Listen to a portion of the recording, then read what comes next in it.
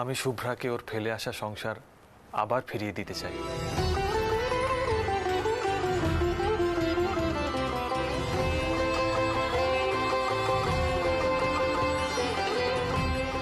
আমি শুভ্রার সাথে একসাথে আবার নতুন করে সংসার করতে চাই।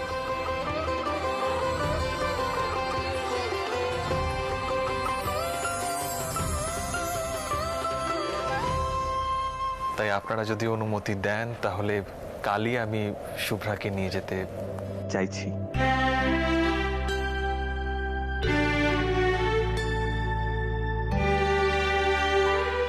আপনি কালই শুভ্রাকে নিয়ে যেতে চান? হ্যাঁ, আর দেরি করতে চাই না। এমনিতেই নিজের ভুল বুঝতে সত্যি অনেক দেরি হয়ে গেছে। এ তো সত্যি খুব ভালো খবর।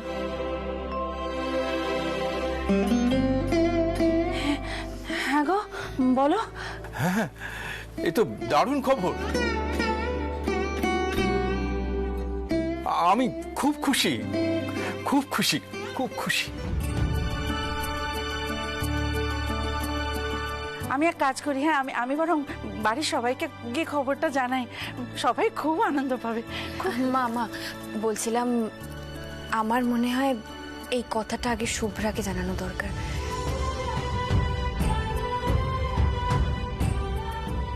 তারপর নয়। কৌশিকবাবু, আমি মানছি এখন আপনাদের সম্পর্কটা আগের থেকে অনেকটা সহজ হয়েছে, কিন্তু এই যাওয়ার ব্যাপারটা তো শুভ্রাকে বলা দরকার। বলুন, ওরও তো একটা মতামত আছে, আর সেটাও আমাদের কাছে খুব গুরুত্বপূর্ণ।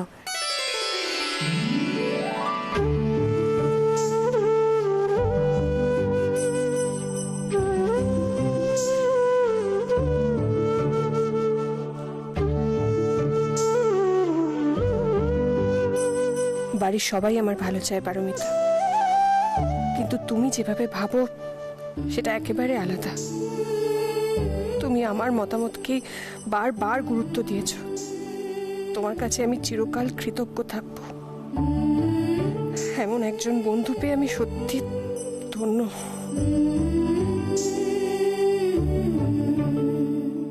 হ্যাঁ হ্যাঁ, নিশ্চয়ই। আপনি ওকে গিয়ে আগে জিজ্ঞেস করে নিন। আমি তাহলে একটু কথা বলে আসছি মামি।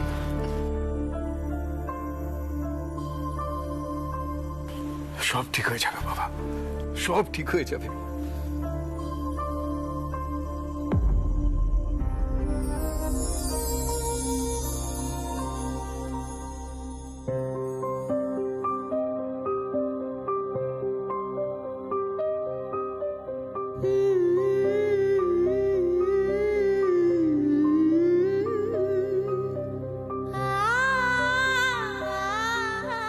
পারমিতা, আমার কোনো আপত্তি নেই। কুসুম ডিঙায় রং লাগে সই কাচকুটুই ডানা, কুসুম ডিঙায় রং লাগে সই গাছকুটুই ডানা। এই কথাটাই তো শুনতে চেয়েছিলাম। পরকের স্বপ্নগুলো এবারে জানো, এই হাসিটা আমি সবসময় দেখতে পাই। সাথে পাকে পথের বাঁকে ঝড়ে জলে সারা বেলা।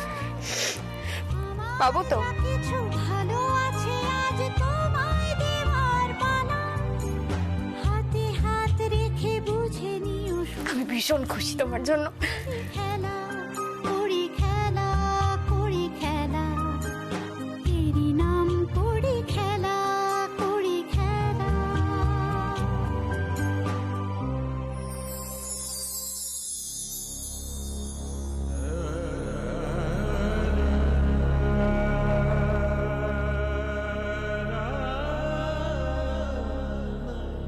শুভ্রা কৌশিকের সাথে চলে যাবে, সবাই কত খুশি, কিন্তু আমি কেন মন থেকে খুশি হতে পারছি না? কেন মনের মধ্যে এখনো একটা দ্বন্দ্ব কাজ করে যাচ্ছে আমার? এটা কি ঠিক হচ্ছে? না, থাক, এই নিয়ে আমি আর কথা তুলব না। শুভ্রা বড্ড খুশি আজ, ওকে ভালো দেখতেই তো চেয়েছি, আর সেটাই যেন হয়।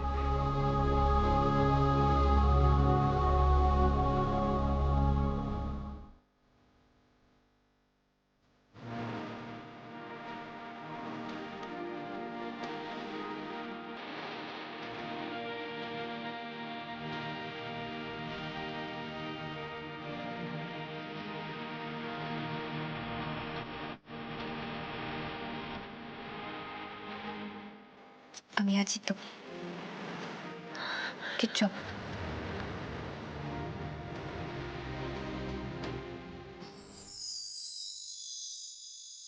তো আজকের প্ল্যানটা আমি বলে দিই, আজ সারা রাত আমরা ঘুমোবো না, সবাই জেগে আড্ডা মারবো, বিকজ কাল দিদিভাই চলে যাবে। এই সারা রাত জেগে থাকা যায় নাকি? আমার তো একটু আধে ঘুম পেয়ে যাবে। হ্যাঁ সেটাই স্বাভাবিক, তোর তো ঘুম আর খাওয়া ছাড়া কোনো কাজই নেই না। সবসময় ভাবে বলো না তো অনেকে, ও একটু আরাম প্রিয়ই যা। এই যে তোমাদের ছোটদা ভাই সবসময় গায়ে হাওয়া লাগিয়ে লাগিয়ে ঘুরে বেড়াচ্ছে, সেবেলা তো কিছু বলো না? সত্যি ভাইয়া থাকলো না, যাওয়ার আগে ওর সাথে দেখা হবে না। তুমি একদম চিন্তা করো না, সৌভিক এসেই দেখবে তোমার বাড়ি চলে যাচ্ছে দৌড়ে। আচ্ছা শোনো না শুভ্রা, আমি না সুটকেসটা গুছিয়ে দিয়েছি। এখানে শাড়িগুলো আছে, এর নিচে বই রেখেছি, ঠিক আছে? আর এইখানে তোমার কসমেটিক্স দিয়ে দিয়েছি। হে বাবা, তুমি কেন গোছালে? আরে আমি তো গুছিয়ে নিতাম। কি হবে, গল্প করতে করতে হয়ে গেল তো। তোমাকে বলে দিলাম যাতে তোমার খুঁজে পেতে প্রবলেম না হয়। উফ, এই যে এত গল্প করছে, আমার তো গলাটা শুকিয়েই গেল, কিন্তু ঘরে তো জলও নেই। এই দিদিভাই, আচ্ছা আমি একটু জল নিয়ে আসছি, তোমরা গল্প কন্টিনিউ করো, আমি এক্ষুনি আসছি। ও দিদি ভাই শোনো না, এই যে তুমি নতুন করে সংসার শুরু করতে চলেছো, তুমি খুব খুশি তাই তো? আমরাও সবাই তাই চাই, সবকিছু এবার ভালো হোক। সে তুমি চাও বা না চাও, সবকিছু ভালোই হবে। আমাদের দিদিভাই এবার খুব মন দিয়ে সংসার করবে, আর কৌশিকদার সাথে একটু প্রেমও করবে নাকি?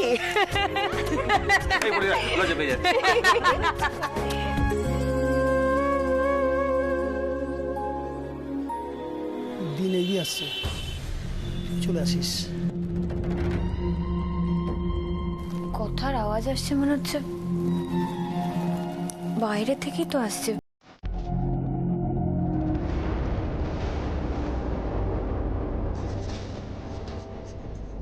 পিছনের গলিতে কারা দাঁড়িয়ে কথা বলছে?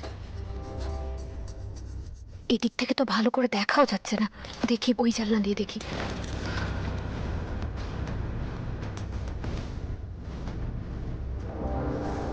কারা দাঁড়িয়ে রয়েছে ওখানে? এত রাত্রিবেলা এখানে কি করছে?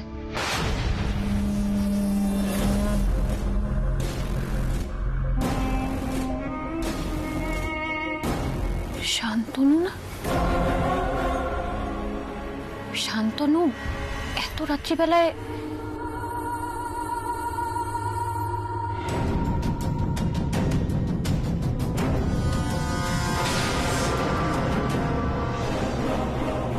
মিশনের ডেট ঠিক হয়ে গেছে, কালই আমরা সবাই ডেনে পৌঁছে যাবো। সেরকম ইনস্ট্রাকশন আছে, চলে আসিস। ঠিক আছে।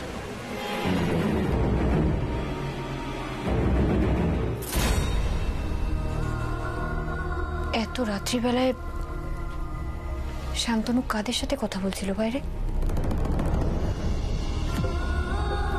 ব্যাপারটা তোমার একদম ভালো লাগছে না। বাড়ির কাউকে বলবো?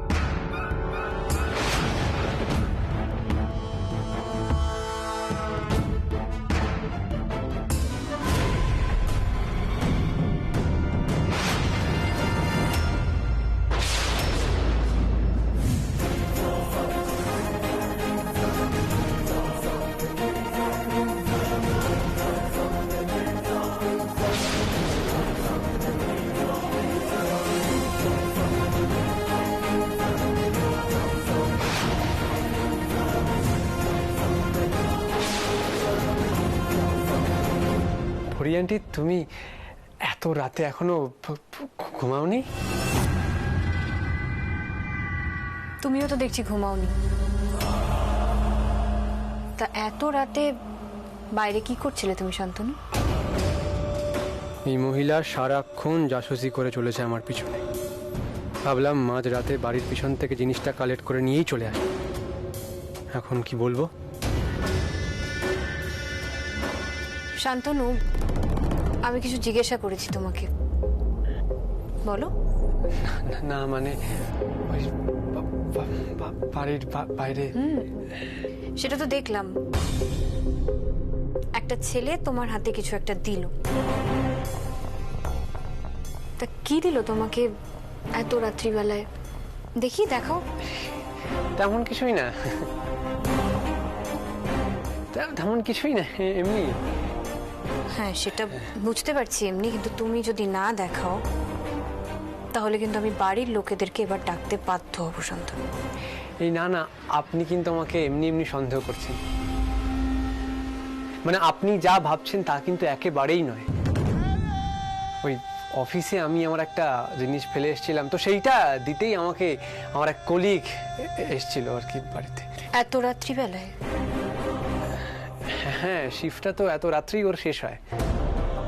তা কি এমন এত ইম্পর্টেন্ট জিনিস যে তোমাকে এত রাত্রিবেলায় নিতে হলো? তুমি সকাল অবধি ওয়েট করতে পারলে না? দেখি একটু, সেটাই তো দেখতে চাইছি, দেখাও।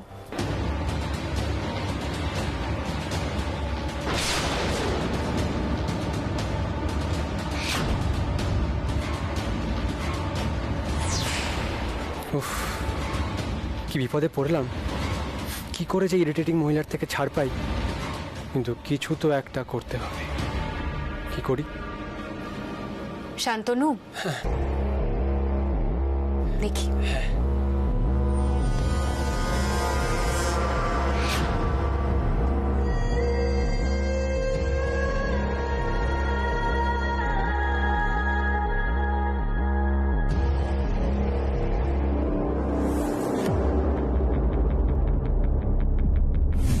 এই যে আমার অফিসে দরকারি কাগজপত্রগুলো।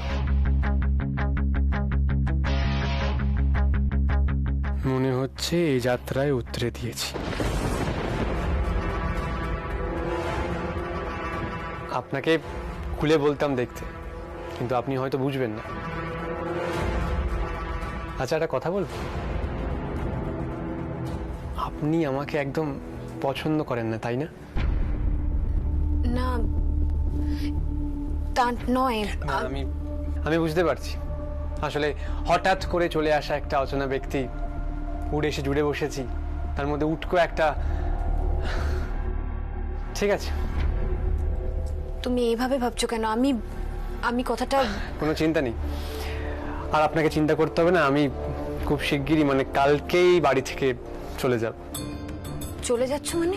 আপনাদেরকে অনেক অসুবিধার মধ্যে ফেললাম, আর তাছাড়াও আমার তো থাকার কথাই ছিল না এতদিন। ভেরি সরি এতদিন ধরে আপনাদের দুশ্চিন্তা বাড়ানোর জন্য। না না, তুমি এভাবে চলে যেতে পারো না। তুমি বাবার অতিথি, তুমি বাবাকে না বলে এভাবে চলে যেতে পারো না শান্তনু। নো ওয়ারি, আমি সিনিয়র গাঙ্গুলিকে বলেই যাব। উনি এখানে আমার গার্জিয়ান, আর তাছাড়াও আমি একটা ফ্ল্যাট বাইরে পেয়ে গেছি। আমার উচিত ছিল সবাইকে বলে যাওয়ার, বাট সেটা হয়নি। কিন্তু আমি কালকেই বাড়ি ছেড়ে এই ফ্ল্যাটে শিফট হচ্ছি। আপনাদের দুশ্চিন্তা আর বাড়াবো না। আসছি।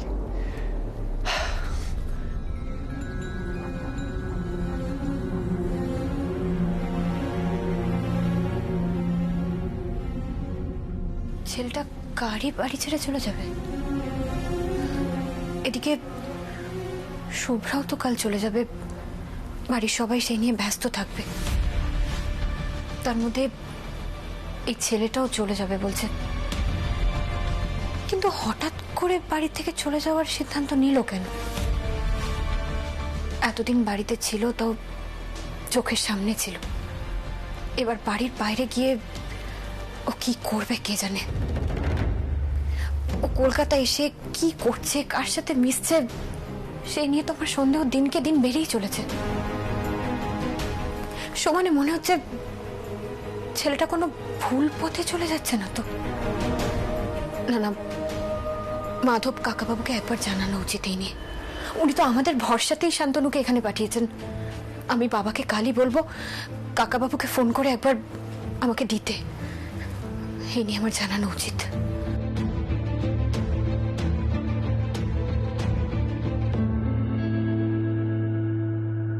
কিন্তু কাকাবাবু যদি জিজ্ঞাসা করেন আমি কোন প্রমাণের ভিত্তিতে এই কথাগুলো বলছি, সত্যি তো আমার কাছে তো সেইভাবে কোনো প্রমাণও নেই।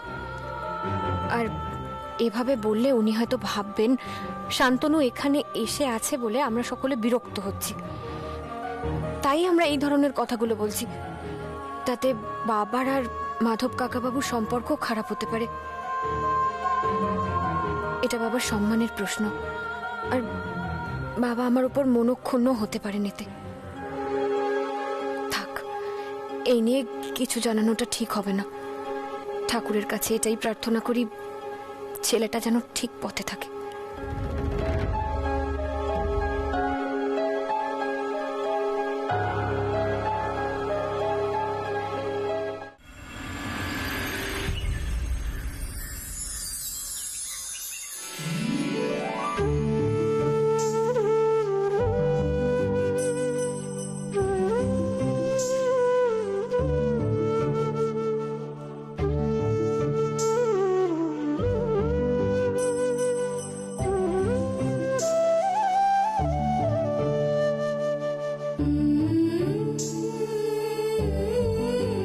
ভালো থাকিস মা, সুখে থাকিস।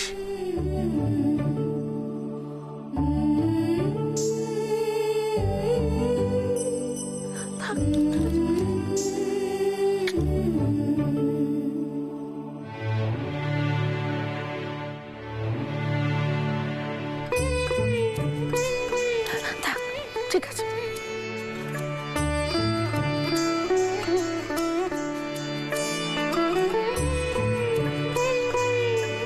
দেখ, আগের বার তো মেয়ে বিদায়ের রীতিনীতি আমি কিছুই করতে পারিনি।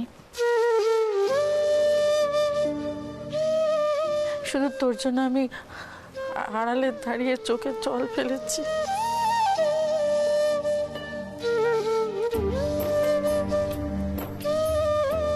অথচ আজকে তো আমাদের আনন্দের দিন। তুই ভালোভাবে সংসার করবি বলে যাচ্ছিস, আমার তো আনন্দ হবার কথা বল।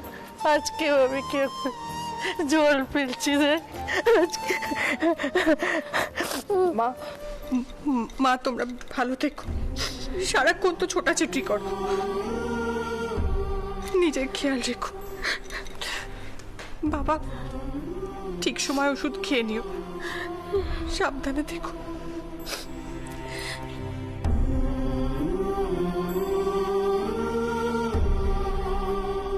শুভ্রা, তুমি একদম চিন্তা করো না, আমি তো আছি।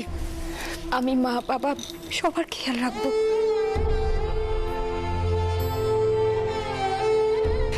আমি তো জানি তুমি এখানে থাকলে সবাই খুব ভালো থাকবে।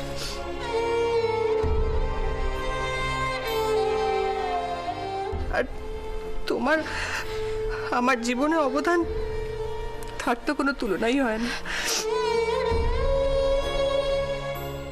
শুভ্রা, তোমার ভাগ্যেই ছিল তুমি সবকিছু ফিরে পাবে।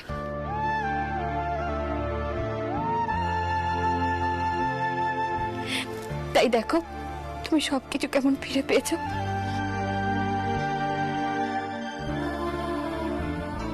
ভগবান করুক তোমার এই সুখে যেন কারুর নজর না লাগে।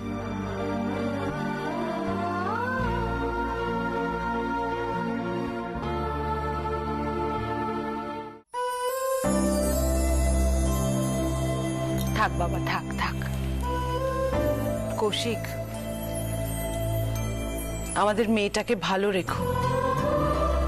অনেক আশা নিয়েও শ্বশুর বাড়িতে যাচ্ছে। সব মেয়েদেরই স্বপ্ন থাকে সংসার করার, কিন্তু সবার তো সব আশা পূরণ হয় না।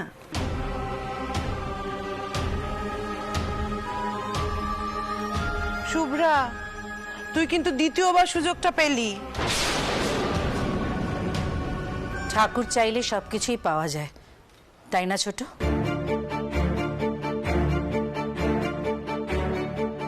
আর বিশেষ করে পারমিতার মতো মেয়ে যে সংসারে থাকে, সে সংসারে তো কখনো কোনো কিছু খারাপ হতেই পারে না, তাই না বলো? একদম ঠিক বলেছ। পারমিতার জন্যই তো কৌশিক আর শুভ্রার সব সমস্যা দূর হয়ে গেল।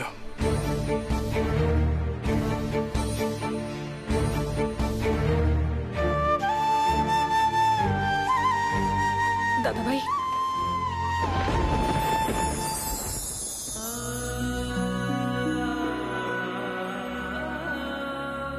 আমার আশীর্বাদ তোর সাথে আছে শুভ্রা। আমি চাই তুই সবসময় ভালো থাক। এখান থেকে চলে যাওয়ার পর এটা কোনোদিনও ভাববি না যে ওখানে যাই হয়ে যাক না কেন, তারপরেও তোকে ওখানেই পড়ে থাকতে হবে। শুভ্রা, আমি তোর সিদ্ধান্তকে সম্মান করি, তাই আজকে এখান থেকে তোকে যেতে দিচ্ছে।